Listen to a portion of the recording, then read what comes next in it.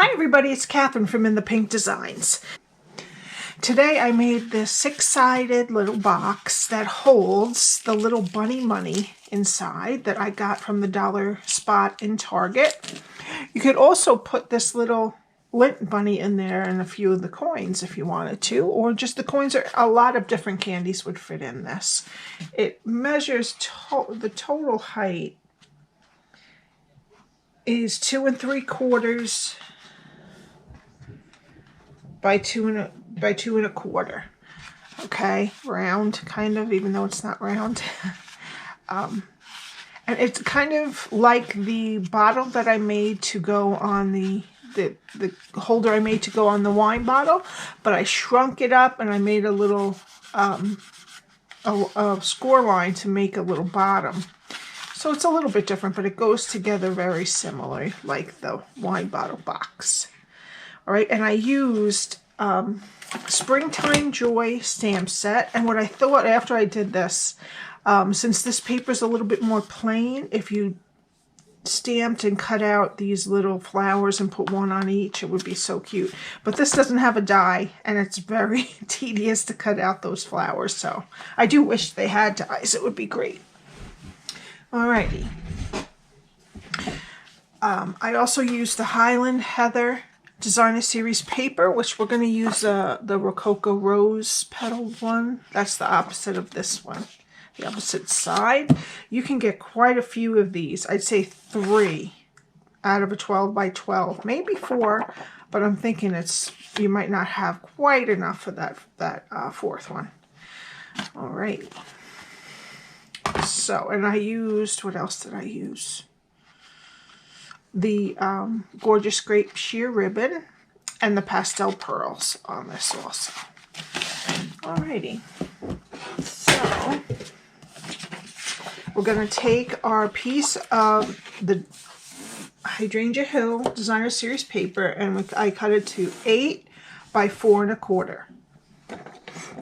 Now on the 8-inch side, we're going to score at 1 1/4, 2 1/2, 3 3/4, 5, 6 1/4, and 7 1/2.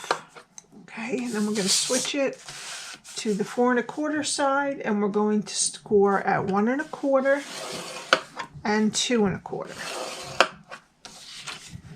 Okie dokie. Let's fold and burnish this.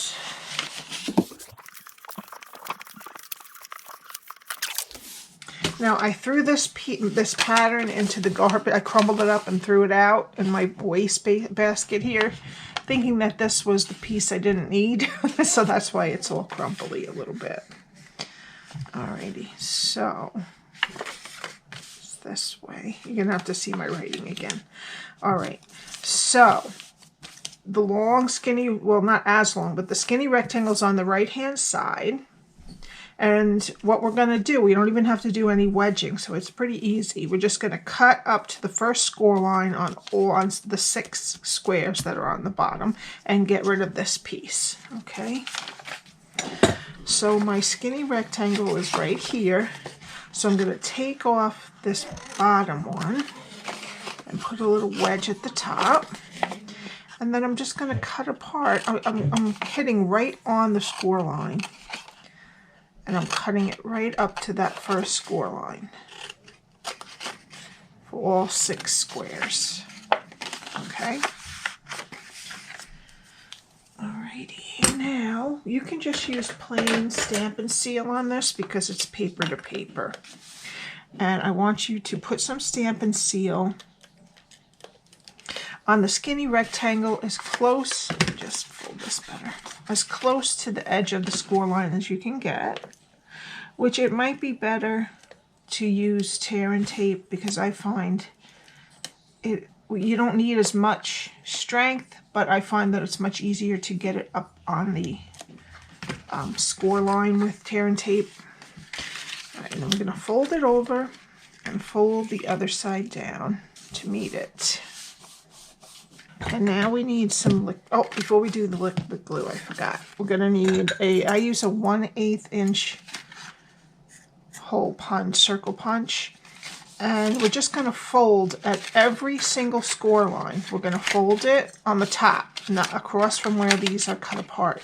And we're going to cut almost to the middle, about a 1/2 inch. And about a 1/4 inch down, okay, on every single set of score lines. So they're almost going to be next to each other in the middle, okay.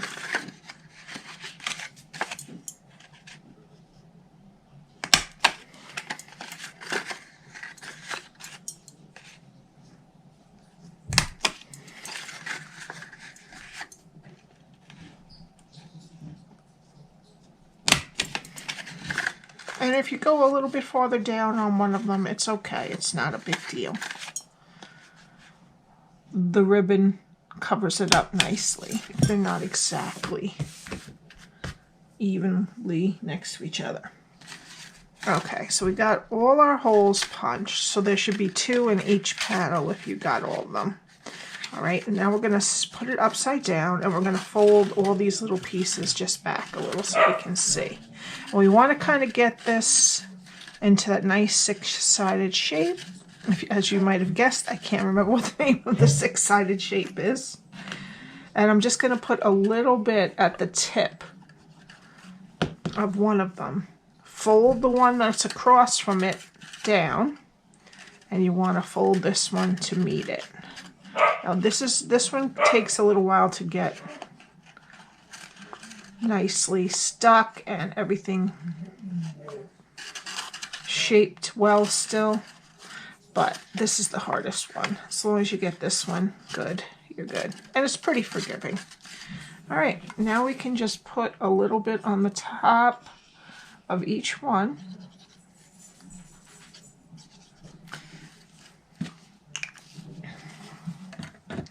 And just fold them down.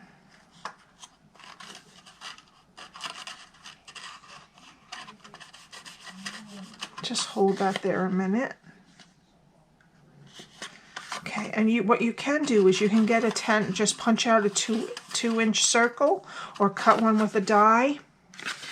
And you can put it on the bottom if you don't like how this looks. It's not as noticeable with the busy patterns, but in this one you can kind of see it. But it really doesn't bother me, so I didn't do that. Because it's really glued down nicely with all the glue we put in there. So I don't think it's going anywhere without the circle on top. And I just took my bone folder and I bounced it in there.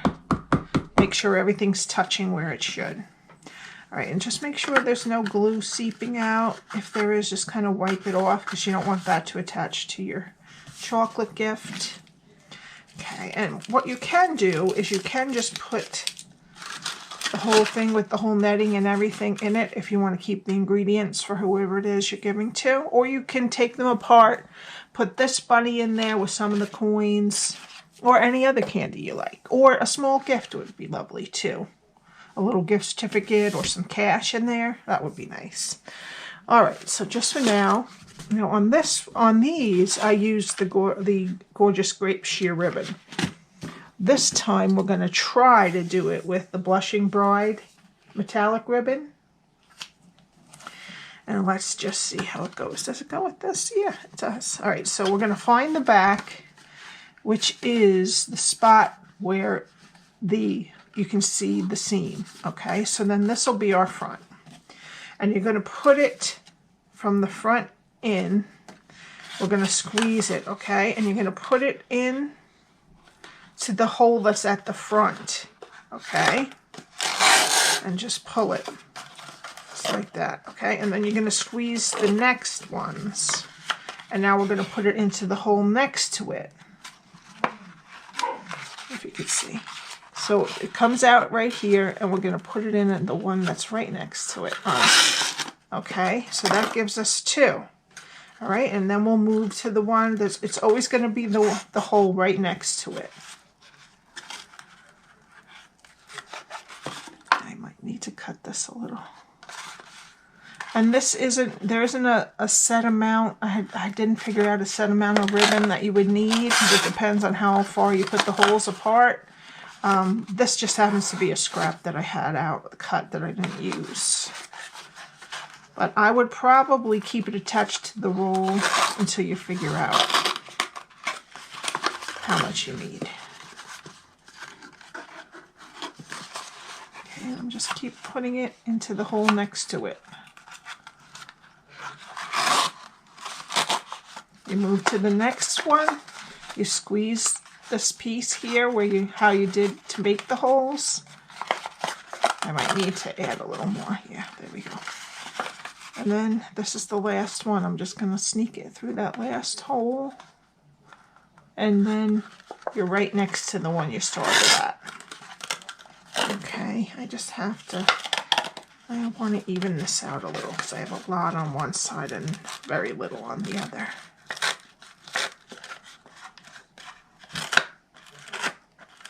This one, the Gorgeous Grape, is kind of slippery, so it goes through really nicely.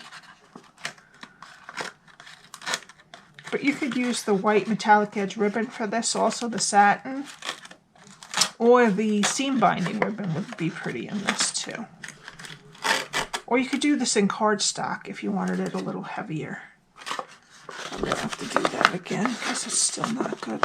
That's the best thing about leaving the roll in, because this end would have the whole roll attached to it.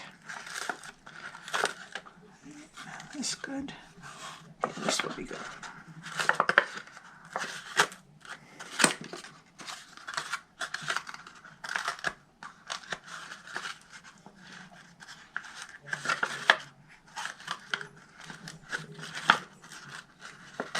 Okay, now we want to put our bunny money in. It would be cute just loose too, but depending on who you're going to give it to. Yeah, this one, let's take this one out. The other two I left it in, but these, it's really cute when you just pop that money in there. Adorable, and I think the money, without the wrapping, the money and the bunny will fit in there. Alrighty. And then what you're going to do is make these even and just gently pull so that both sides come, all the sides tend to, will squeeze in. We might have to, let's see. Yeah, I had to pull them separately at one point, but just make sure that you're pulling each side. Pull one side a little and then the other. And see how it just kind of makes that diamond shape in the middle? Maybe just sign these a little more. There we go. Okay. Okay, now we have to do a little stamping. And you need, for the label, the tag, we need a piece of basic white that is 2.5 by 1.5. All right, and then we're going to use our Delightful Tag Topper punch and punch one side. I'm just going to get it even, punch it. Okay, and then I need the Detail Trio punch, and I'm going to round the ends. Okay. And then we're going to stamp our little bunny from Springtime Joy.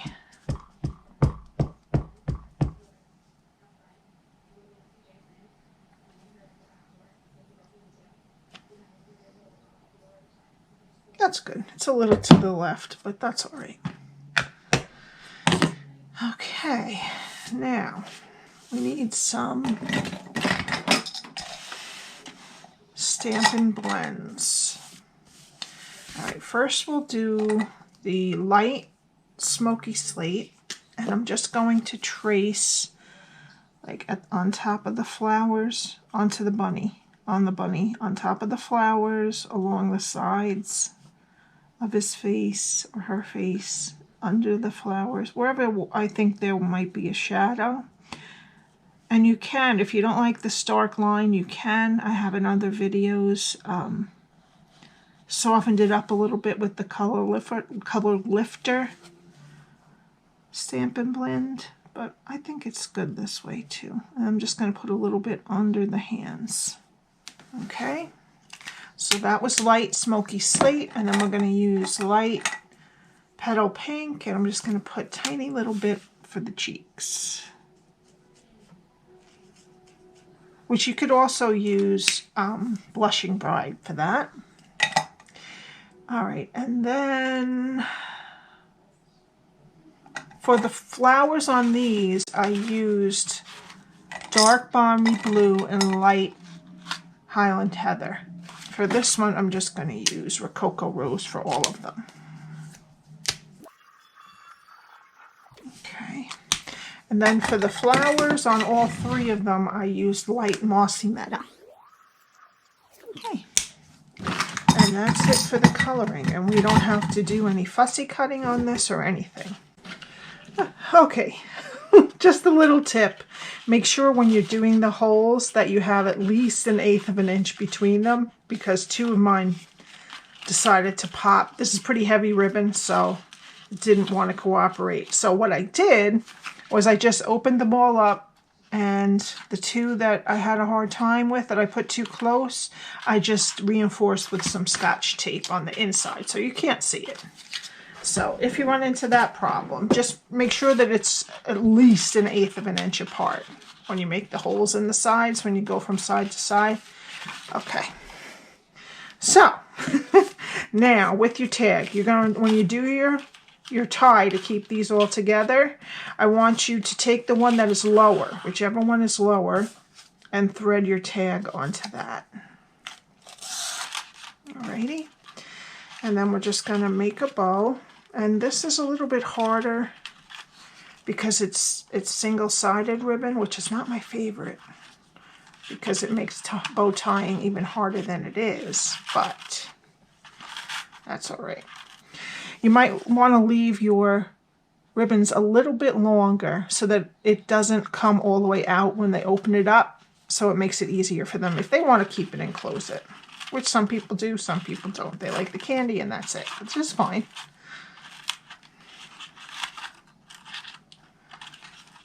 Okay, so I'm going to make these a little bit longer than that I had on there. Okay, so that's about the size I did it. Alrighty. And for somehow I got all of the... that one's flipping over. Make a liar out of me. I got most of them to stay with the pretty gold on it. Alrighty, now for the final touch, I just took some Pastel Pearls and my Take Your Pick tool, and I just kind of scattered some. I used the Gorgeous Grape ones for these, so I'm going to use the, I'm not sure, what is that? Doesn't say, but it's probably Blushing Bride, but that'll go fine with this. Alright, I'm going to put one at the top.